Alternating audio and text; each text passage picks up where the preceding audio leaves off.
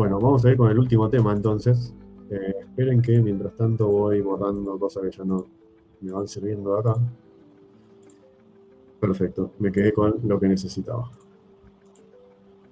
Estamos con los Reyes Magos. ¿Por qué los Reyes Magos? Porque la tradición de los Reyes Magos también tiene un origen en Irán. Y de hecho, propiamente persa. Eh, Más allá de la cuestión bíblica, todavía no se sabe bien por qué surgió esta cosa de los reyes, pero reyes no eran. Magos sí. Y acá, con este corto video, vamos a explicar bien qué significa esto de los Reyes Magos, o mejor dicho, los magos. Porque justamente la traducción en inglés es un poco más exacta, ¿no? De Three Wise Men. Vamos a subir la penita, es la revelación de reproducción, y le damos. The story of Jesus' birth has a whole bunch of supporting characters besides Mary, Joseph, and Jesus. You have the Archangel Gabriel, you have bad guys like King Herod, but by far the weirdest supporting characters, in my opinion, are the three wise men. I mean, who are these guys? They come from the east following a star, they're bearing gifts of gold, frankincense, and myrrh. It's a weird story when you really think about it. And everyone seems to love them. Christmas pageants everywhere deck their kids out in crazy wise men costumes. They play a central role in the creepy little drummer boy TV special. And not only do they have their own famous Christmas carol, but they even have their own video game from the original Nintendo system. Though I'm not really sure what this has anything to do with the original story. But what I find most interesting is not their role in the Christmas story, but their profession as astrologers and magicians, and what this meant for an ancient audience reading the story. Y ahora vamos a ver qué rol tenían, porque en realidad se trata de la función social que ocupaban en el imperio, que como todo imperio de esa época tenía la función sacerdotal integrada al Estado. Y en este caso, bastante, digamos así, por el tipo de religión que tenía Irán en ese entonces, era una religión mucho más abocada quizás a la metafísica, a la filosofía, al entendimiento de la naturaleza, del cosmos. No era una visión tan religiosa en el sentido monoteísta como estamos acostumbrados, sino mucho más, como se diría, pagana. Y justamente la palabra sacerdote se traducía como mago en Irán, en persa, específicamente, que es el lenguaje. So one of the biggest misconceptions about these guys is their name, We Three Kings, or the Three Wise Men. A bunch of Bible translations, including the King James Version, all use the term wise man. But the original Greek says nothing about wise men or kings. The text says magoi from the east, commonly anglicized as magi or magi from the east. Magi, you know, the term where we get the word for mage or magician. Yeah, suddenly the story just got a whole lot weirder. But let's dive into what magi really were in antiquity. La cantidad de contribuciones que ha hecho la cultura de ese país con Occidente es infinita. Esta palabra, por ejemplo, yo mencioné cuando estaba todavía Lioli, la orden de los Mazdakitas y de los Assassins. ¿Vieron como el juego del Assassin's Creed? Bueno, de hecho, la palabra asesino viene de ahí, de la orden de los Assassins, que asesinaban quirúrgicamente a líderes políticos tiránicos, mayormente califas o sultanes. Básicamente ese era su objetivo. Más o menos, no quiero ser chabacano, pero cumplían un poco la función de venganza. The original term comes from the Old Persian word for priest, and generally speaking, scholars... Y era aparte de una orden profundamente esotérica que trataba de hacer una interpretación del Islam sufi de una manera que no era apta para la mentalidad colectivista que tenía el Islam desde los pueblos árabes, sino que era una visión totalmente mucho más de cultivo de la virtud individual, sobre todo interior, y del crecimiento personal a partir de la individualidad, y que de hecho terminaba como desligándose casi de las figuras a nivel exterior o religioso, sino que las cultivaba más en un sentido de potencia interna, si se quiere. Pero eso para otro tema. Pero es un dato interesante entender cómo en ese punto, en otros más, ese imperio contribuyó muchísimo en muchas de las cosas que usamos, palabras, costumbres, y vamos a ver el tema de los Reyes Magos. Y después vamos a ver un poco también de lo que es la Navidad. Agree that the Magi were the primary ritual specialists and temple functionaries of Persia, modern-day Iran. Babylonian texts from the 5th century BCE talk about a group of priests called the Magi, and many Magi must have been followers of Zoroastrianism, which was the dominant religion of the time in that area. However, the category of Magi seems to have been pretty loose in antiquity, whether all Magi were followers of Zoroastrianism or whether they were all... Tengamos en cuenta que no es la primera religión de Irán, sino que la primera, o la más quizá primitiva, era el mitraísmo, que de hecho de ahí viene el verdadero origen de la Navidad. El zoroastrismo vendría a ser como una reforma, vendría a ser como a partir de un profeta o un líder reformador, fue una reforma dentro de la religión antigua de Irán, que se fue estructurando no en un sentido monoteístico, pero sí dualista, que detenta, es quizá la primera aparición de una religión que diferencia tajantemente lo que es bien y lo que es mal. Y de hecho terminó influyendo en lo que hoy son las tres principales religiones monoteístas. Las tres tienen por igual influencias en el zoroastrismo del Imperio Persa. Part of the same hereditary caste of priest is not all that clear. And moreover, priest really doesn't do these guys justice. Many magi must have been involved in politics or served as advisors to Persian rulers. One of the most famous magi, a guy named Gaumata or Smerdis, actually led a huge rebellion against the Persian emperor Darius I. ¿Cómo se llamaba? Voy a correr esto porque me di cuenta que está tapando el subtítulo. Pero fíjense, ¿cómo se llama? De los que están todavía ahí dando vueltas, Horatio, por ejemplo, que está todavía dando vueltas. Gaumata. Se parece a otro nombre, ¿te podrás dar cuenta cuál? Named Gaumata or Smerdis actually led a huge rebellion against the Persian emperor Darius I, according to an old Persian inscription in Byzantine, Iran. The Greek historian Herodotus suggests that these guys had a whole range of duties, sacrificing to the gods, interpreting dreams, or telling the future, and it was these last two duties that were most famous among the Greeks. The Magi were known to be experts of astrology and divination, which kind of makes their story in the Gospel of Matthew, chasing a star, seem a little bit more clear. This is the kind of stereotype that ancient Greek audiences would have thought of when they thought about Magi. But what I find most interesting is that being a magus was not really a respected profession in the Greco-Roman world. When the Greeks assimilated the word magos into their language, it took on a more pejorative connotation, meaning sorcerer or magician. In fact, accusing someone of being a magos was actually a huge deal because he would have been viewed as a suspicious or dangerous member of society. In fact, the Roman writer Apuleius was arrested for being accused of being a magos, apparently putting a curse on his wife to steal her fortune. For many earlier Sí, y de hecho era una función que se veía peyorativamente en Grecia, porque a diferencia de la India, que la India, quizá por su sistema politeístico religioso, se parecía más a los griegos. ¿Por qué? Porque tienen la veneración al panteón olímpico, ¿no? Hay un panteón olímpico que representa el bien, entre comillas, para los griegos, o por lo menos para la primer religión griega. Para los persas va a ser exactamente lo contrario. Vieron que los griegos, o la India, o no, los indios, tienen al panteón olímpico como el bien, los devas, y a los ayuras los tienen como el mal, que son los titanes.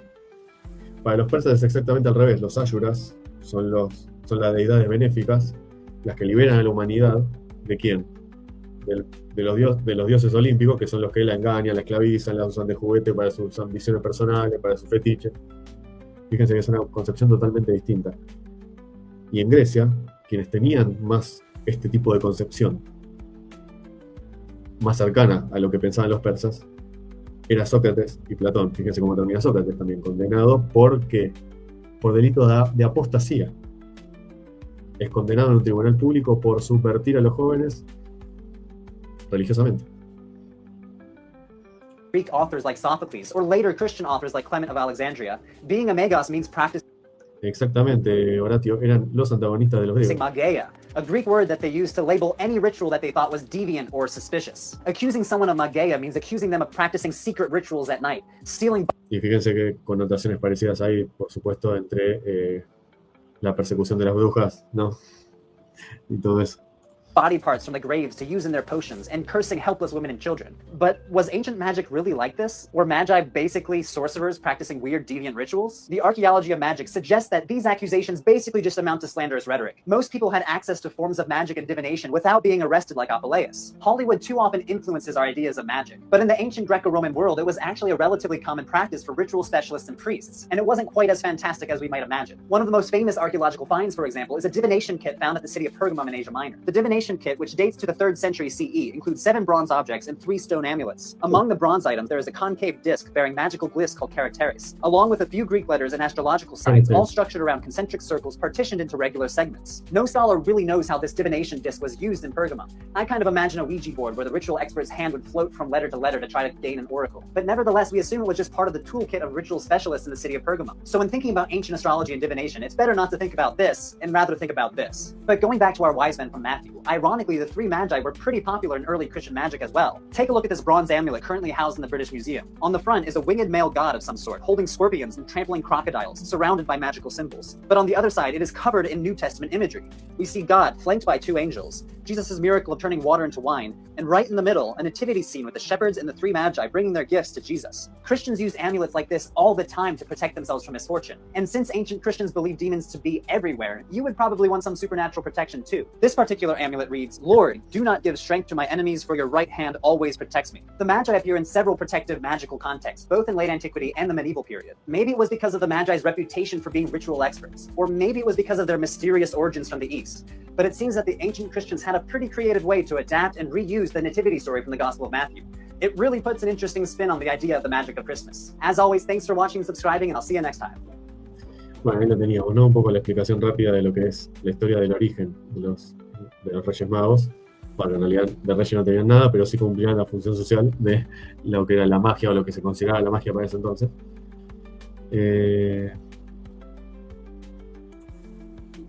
Claro, es que cumple la función de calendario también.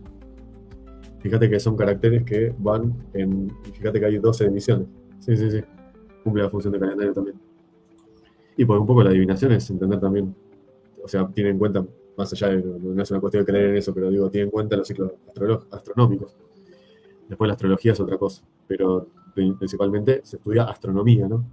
Que es el movimiento de los astros, objetivamente, más allá de la interpretación que le demos. Y finalmente tengo al señor, que cité un tuit de él, donde hablaba de la izquierda en Irán, que es el señor Jason Reza Georgiani, hablando un poco de lo que es la influencia mitraica en el mundo occidental. Vamos a tratar de ver un poco, no vamos a ver todo, pues es una cantidad increíble de tiempo, y ya nos tendríamos que ir. Pero vamos a cerrar con un poco de esto para entender cuál es la influencia de toda esta cultura en Occidente, y por eso digo Occidente tus hijos, porque no es una cuestión de que esto tenga origen occidental, pero sí sus frutos. Es decir, los frutos han sido occidentales también. Entonces, vale también como un aporte a esta sección del canal que así titulamos. Mithra is born on what became Christmas. Mithra is born on the winter solstice. Mithra was born of a virgin. The Mithras celebrated a communion where they drank wine, which, by the way, their wine was spiked with Amanita muscaria mushrooms, which grow under what kind of trees? Evergreen trees. What's the color scheme of Amanita muscaria mushrooms? Red and white, and then the evergreen is green. Well, there's the Christmas color scheme. At communion feast, they would eat bread that was circular in form and inscribed by a cross. Here's your communion wafer and also the breaking of the bread. Iconography of the bishops and the cardinals and so forth, with these tall hats that they wear. Well, this is a preservation of the Phrygian cap, the red myth. Exactamente, esa es el verdadero origen de la palabra. Sí. Cap. These white-robed figures would regularly come to meet with Muhammad, and he would go into a tent with them and sit with them in a circle, and no one else was allowed to come in. Salman the Persian, Salman al-Farsi, he was the one putting the Quran into Muhammad's head, and that, he was the puppet master on the scene.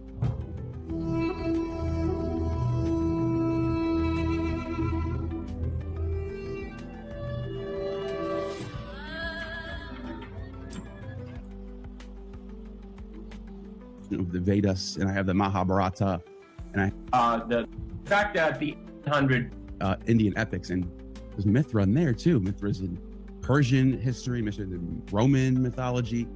Mithra's everywhere. So where does Mithra come from? What's the oldest extant version of Mithra that we have? Well, I think the oldest inscription that refers to Mithra is from about 1700 BC. And it's an interesting inscription because basically it's in Sanskrit, but it was found in northern Iraq. And this is one of a number of pieces of evidence for the fact that the Aryans came to India from elsewhere. So it seems that northern Iraq, which historically is Kurdistan, in other words, it's the Kurdish part of Iran, was a homeland for those Aryans who eventually settled in northern India, and who are loosely known as the Hindus in Western discourse, because they settled around the Indus River. And so it seems that the worship of Mithra was brought to northern India by these people who called themselves Arya, the nobles, And Mithra is actually one of the oldest of the Sanskrit gods. You have basically I wouldn't call it a trinity exactly, but you have three major figures in the oldest strata of Vedic religion: Indra, Mitra, and Varuna. And Mitra, Varuna are sometimes hyphenated; they're referred to together, right? And we can get that, in greater depth and length, because it turns out to be relevant to the feminine aspect of Mithra, which eventually is split off as an independent deity. That's fascinating, because I see the Mitra Varuna, like you said, hyphenated, and it's always a depiction of a man on this like snake body thing.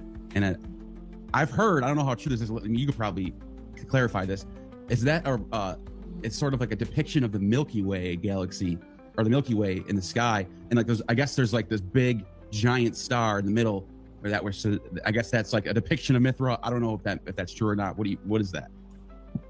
I think in terms of the snake, it's Typhonian kind of reference to Varuna as a storm goddess type figure. And eventually what happens is that Varuna gets split off of Mithra and becomes the goddess that the Iranians refer to as Anahita. But to back up for a minute, the more important thing to grasp here, before endeavoring to understand anything else about Mithraism, is that Indra is a deva. Indra is the chief of the devas, the king of the gods, like Zeus, right? Mm-hmm. Mitra is a Ashura, or Titan. Mm-hmm.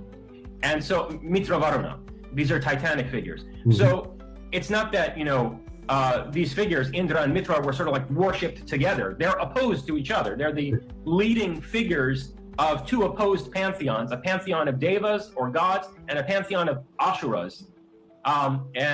This is also relevant to the eventual differentiation of a united Indo-Iranian community into Indians on the one hand and Iranians on the other, where the Iranians take the gods of the Hindus and they demonize them. Got it. And they worship the Titans instead, who are considered demonic by the Hindus. So Mitra winds up becoming the most important god to the Iranians, whereas from the Hindu perspective, he's a kind of demonic figure. In the discourse of the original Sanskrit Aryan religion, he's a figure associated sort of with the hellish realms and the underworld and so forth. So now this reminds me of Greek mythology, with the Titans and the and what are the other the other ones are called the gods, I guess, the Olympian gods. And right. Yeah, I mean it shouldn't just remind you; it's the same thing. The Greeks and the Indians and Iranians were all one people. They were a people called the Yamanaya, or the Proto-Indo-Europeans, and they were basically centered around the Black Sea region, and then migrated in every which direction. Some of them going into what became Greece, some of them going down into the Iranian plateau and settling there, and others going even further to the east and ultimately building a civilization in northern India. So this is fascinating. I was just going to ask you that. You literally jumped in right before I was going to ask you. Maybe there's a culture that they both come from, which makes sense. The Yamanana, and I've heard of this Yamanana, people that live around the Black Sea region, in between the Caspian Sea and the Black Sea. And I guess there was a giant flood there right around 4,000, 5,000 BC. And so it forced everybody to sort of migrate in all these different directions. Well. Some of them went down to Mediterranean, other ones went down to the Indus. And that kind of explains not only language, because linguists point to this all the time. Linguists are like, well, the Sanskrit is very closely related to Germanic, these Nordic languages. And you can sort of see it, like it's sort of like obvious that they all sort of come from one area. And it's very, people think out of Africa, and that's like the only thing people think about. But really, there was this huge culture, and like you said, the Yamanana, or however I probably pronounced it wrong. But yeah, go ahead.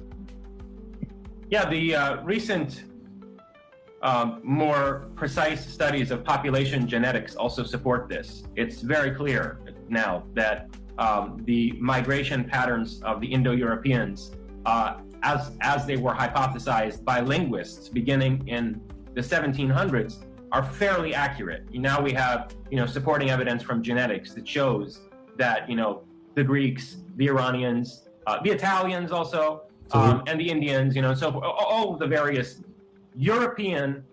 Fíjate cómo todos esos países comparten más o menos banderas similares. Italia, Hungría, Irán. Fíjate que comparten los mismos colores de la bandera. Iranian and Indic peoples come from a single origin, and that they basically migrated outwards from the area north of the Black Sea, Ukraine, basically. Right.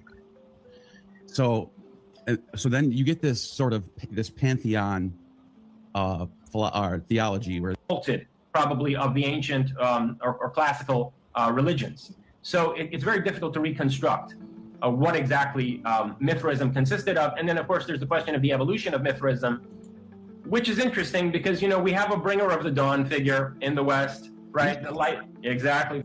Or the bringer of the dawn, Surya, which is a different figure. Right. And when you look carefully at the structure of the Mithraic myths in Iran, you see that Mithra is not the sun. Mithra is the solar charioteer or the bringer of the dawn. Claro. Which is interesting because, we have a bringer of the dawn figure in the West, Sí. right? The light, exactly, the light that comes before the sun rises, the morning star. And so I think there's something to be said for an association between Mithra and Lucifer, Sí. especially because, again, going back to Mitra Varuna, Mitra is a kind of androgynous figure or hermaphroditic kind of figure originally, which then gets split off into a male emanation, as it were, and a female, emanation. Claro. In other words, Mitra, Varuna, or later Mithra and Anahita in the Iranian context. But remember that in terms of the bringer of the dawn, you have also Lucifer and Venus, Bien. the morning star and the evening star, which are in fact the same entity. Exacto. So, I would suggest that Mithra is not the sun. He's a solar deity, but he's rather the bringer of the dawn. What's fascinating? I'm pretty sure it's the Mahabharata. Lesson here. A major piracy force as the back. There's Quiero acercar Very la parte donde habla use sobre sun, which los has justamente more than any other deity. que The tiene que ver software con la Navidad. Como para que veamos. We have one. Mithra is born on the winter solstice, Ahí está. which was then shifted due to calendrical changes, right, to where Christmas is. Mithra was born of a virgin. Son los malos, dice. The Mithrists celebrated a communion where they drank wine, which, by the way, their wine was spiked with Amanita muscaria mushrooms, which grow under what kind of trees?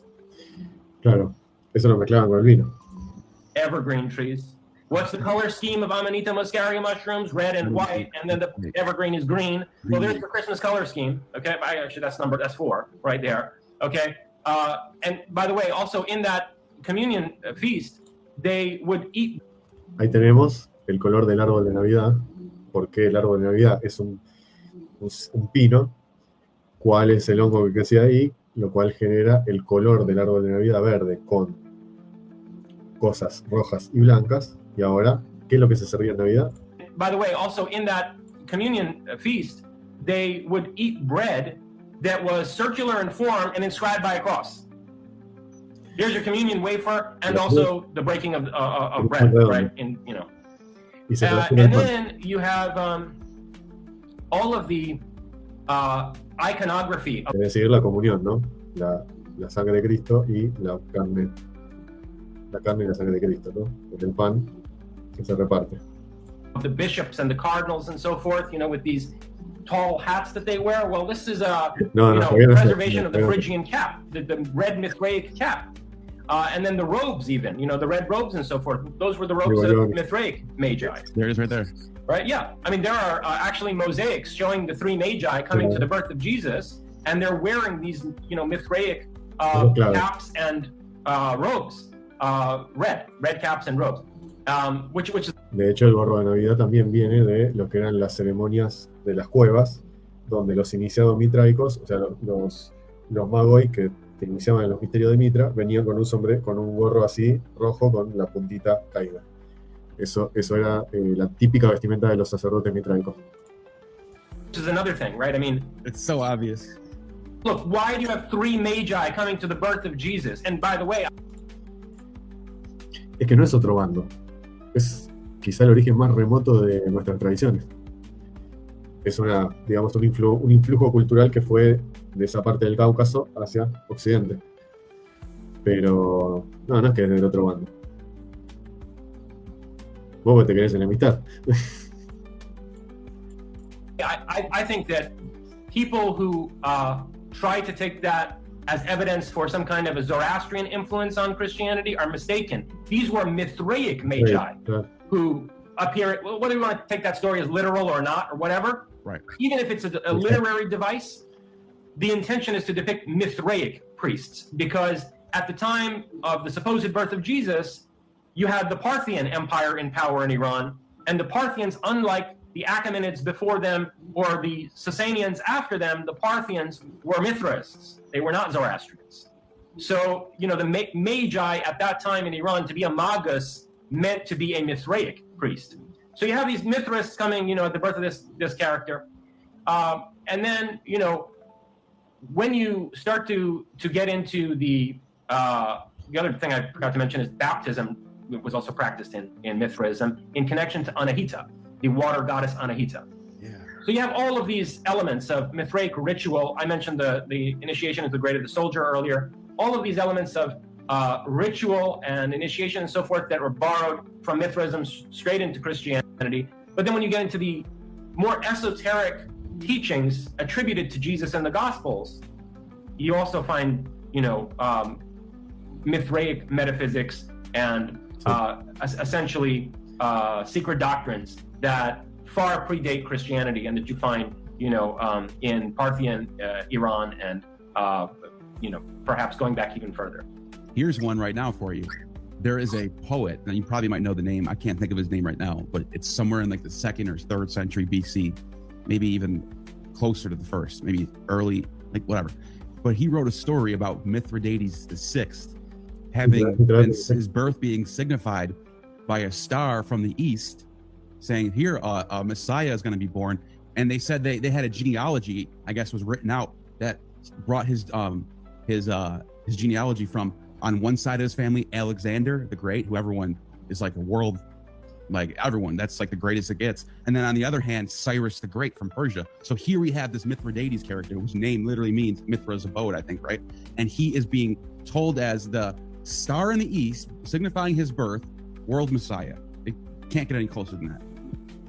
So a few things about that. And by the way, the name Mithridates or Mehrdad in the original Persian means either given by Mithra or Mithra's justice, Mithra's law. The word data is where we get the word data from in English. Our word data comes from the Persian data. And data means literally the given. Fijémonos como del sánscrito, el persa y la escritura occidental se entremezclan en toda esa zona que él describió como antigua, que eran toda una misma civilización. But figuratively law. And so it's Mithra's law or Mithra's justice. And a bunch of Parthian kings had this name, Mithridates. It was a very... ¿Cómo se llama en algunos lugares? ¿Cómo se llama en algunos lugares el poder legislativo? La dieta. Very popular name for the Parthian kings in particular. And then Mithridates II was that guy who fielded the pirate navy in the Mediterranean that I was talking about earlier. He basically set up the Cilician pirates as a Black Ops navy. Mithridates... Griega.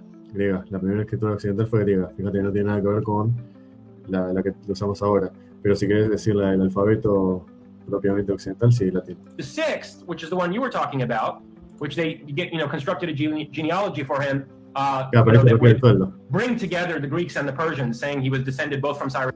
Yo, si no me equivoco, era Polonia, ¿no? Yo creo que al Parlamento le dicen dieta. And from Alexander. Israel, Mithridates VI is responsible for the Mithraic symbol of the skull and crossbones winding up on poison bottles, because he was infamous for assassinating people by means of poisoning. Poison King. And the main symbol of Mithraism is actually the skull and crossbones. Sí.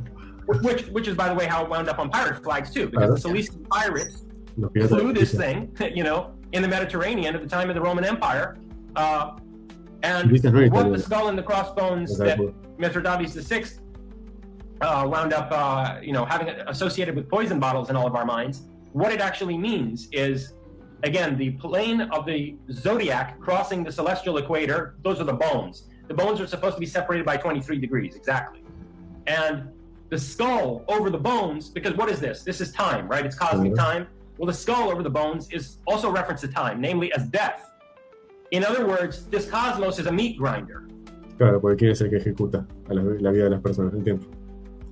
O sea, si no te agarró nada, ¿cuál es el que te ejecuta? Sí o sí, que no te puedes escapar. El tiempo. Right? Time kills. Que el tiempo, ¿quién era? Cronos. Para los griegos era Cronos, para los romanos era Saturno, y para los persas, ¿cómo era? Zurbano.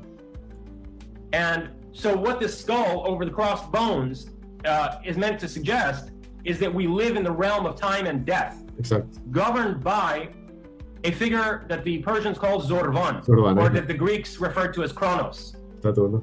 Right? Saturn in his guise, not as a planet Saturn, but as the god of time, the lord of time. And the central, I don't know, myth or teaching of Mithraism, the central mythic image of Mithraism, which, you know, is also the core teaching of the religion, is the idea that Mithra shows us a path to overpowering the Lord of Time. Okay, so Era el símbolo que representaba el desafío al tiempo cronológico y a la disposición del cosmos contra el individuo. O sea, lo que simboliza Mitra para la Navidad es no solamente el triunfo de la luz sobre la oscuridad, sino también la iniciación individual a partir de imponerle al cosmos la propia ley. Eso significa, eso se celebra el 25 de diciembre en el Yalda persa, en el Yalda iraní. Que fíjate, Yalda, la tradición que pasa a Occidente, con el nombre más parecido es Yule para los nórdicos, que es el 25 de diciembre. Cuando nace... ¿Quién nace el 25 de diciembre? De los nórdicos. No, para los eslavos era Coliada, que era lo mismo, el mismo dios, que nació el 25 de diciembre.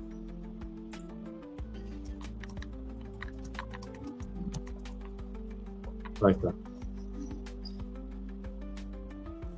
¿Quién es?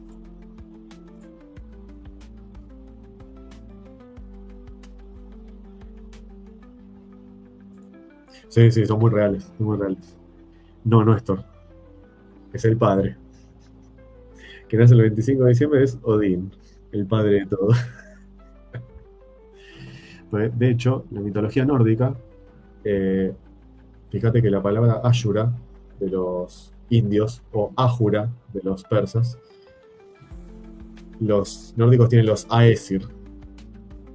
O sea, la mitología nórdica no se parece tanto a la griega, pero sí más a la persa. ¿Viste? Y de hecho, se explica por qué. Porque dentro de las naciones que tiene Irán, una de las más rebeldes, la más nómade, y que pertenece a los pueblos más del occidente de Irán, eran los escitas, como en inglés se dice los Scythians, que eran las tribus que migraban mucho para este lado, y son las que el primer contacto que tuvieron con pueblos barbáricos fue con los nórdicos, justamente. Entonces los nórdicos tienen toda la cosmología y la religión, o el culto pagano que tenían los nórdicos en ese entonces, fue una influencia directa de una tribu iraní. Por eso digo que contribuyeron más, y les puedo nombrar muchos más ejemplos, chicos.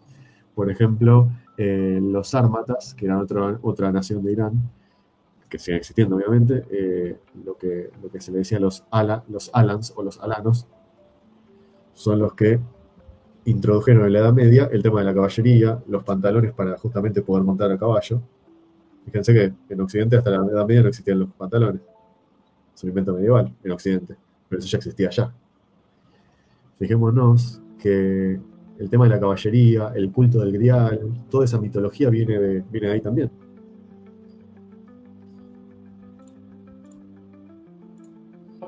Mithra supposedly is able to transcend the earthly realm, stand out over the planet, and shift the earth, thereby changing the zodiacal age, right? And overpowering the Lord of Time, namely Zorvan or Kronos. Exacto. That's the central teaching of Es una lucha contra Cronos.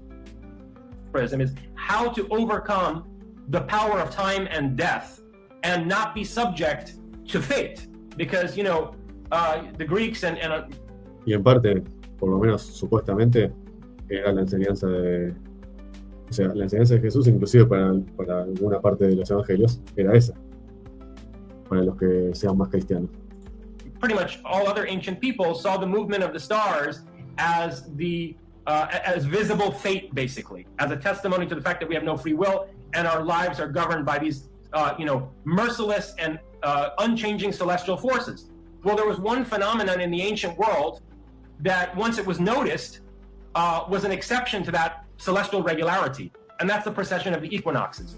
So these people got it into their heads that Mithra is responsible for the precession of the equinoxes, and what that is Mithra shifting the axis of the world as a basically testimony to the fact that we can have power over the Lord of time, who's responsible for the regular movement of the planets and the stars. So there's so much to unpack here, because there's an archetype here that seems to fit in a bunch of different cultures, and there's this idea of going against sort of like this father time figure. So you got Zeus and Prometheus. You got and now the Gnostic religion. Y de hecho los gnósticos son los que van a creer que el famoso padre tiempo, Cronos, Saturno, Zurvan, va a ser verdaderamente la figura que después se va a considerar Satán. De hecho, el origen de Satán sería ese. Precisamente el dios de los pactos. Pero sobre todo, no de los pactos, porque Mitra también era de los pactos, pero digo, de los pactos en el sentido de el señor cobranza, podríamos decir.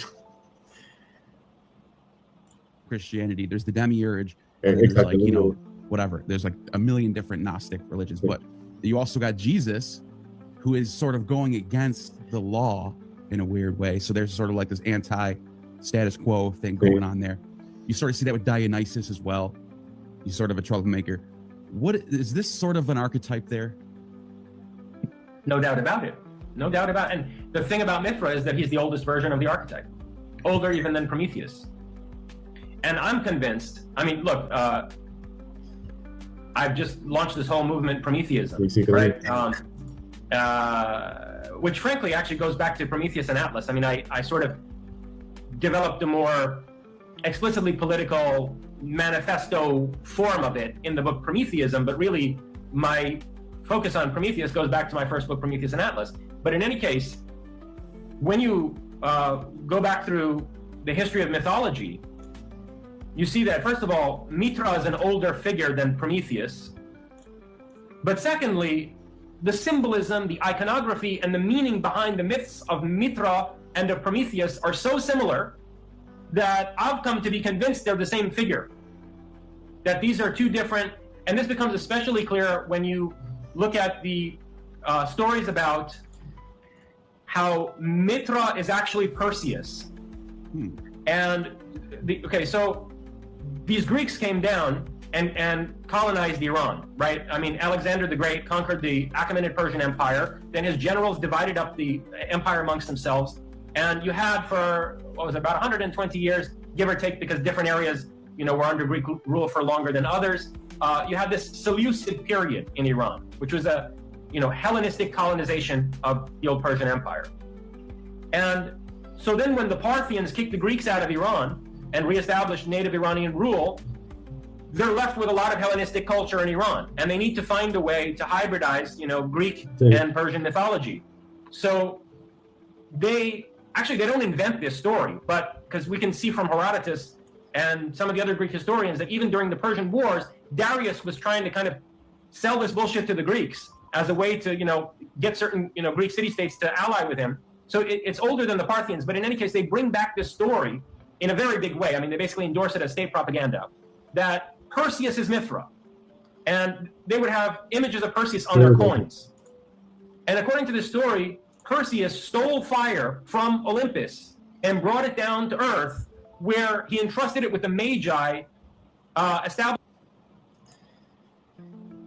Prometeo no se cargaba el fuego. Sí. Fíjate a qué punto se parecen, hay similitudes con estas dos figuras, tanto de Mithra como de Prometeo, que dicho sea de paso, Prometeo es la figura principal de este canal, que aparece en la portada, que aparece aparece acá. A ver si se ve. Ahí está. Precisamente porque ese es un poco el espíritu de este canal. Y se asemeja precisamente al fuego eterno que nunca se apaga de lo que es el cosmos, la naturaleza real de la creación del cosmos y del saber, que eso representa ese mortero que siempre está incandesciendo con fuego, que los persas lo tenían desde siempre. The temples of the Magi. Pero si es el fuego, es un fuego creador, es un fuego creativo, es el fuego del saber. As an eternal hearth for the heavenly fire on earth, which, in ancient Iranian religion, both Zoroastrianism and Mithraism, ritual is centered around an ever-burning flame. Right. Okay. And moreover, it was said that the Persians were descended from Perses, the son of Perseus, by Andromeda. Which is the name Parsi. Right. So point being that when you look at certain elements of the myth of Mithra and compare them to the Prometheus mythos, and not just elements of the myth, but the deeper meaning and what it is that these figures are calling us to embrace as our ethos, right? I think that a reasonable case could be made that these are different names for the same figure. Yeah, so that's fact. Bueno, creo que con eso nos podemos ir despidiendo hoy. Un poco para cerrar también esta sección, tener en cuenta que, ya que hablábamos hoy del tema de Irán, del tema de por qué es importante, por qué lo vengo analizando desde hace tanto tiempo y por qué me interesa, porque justamente es una civilización que ha contribuido enormemente a la identidad, incluso de lo que hoy somos nosotros los occidentales.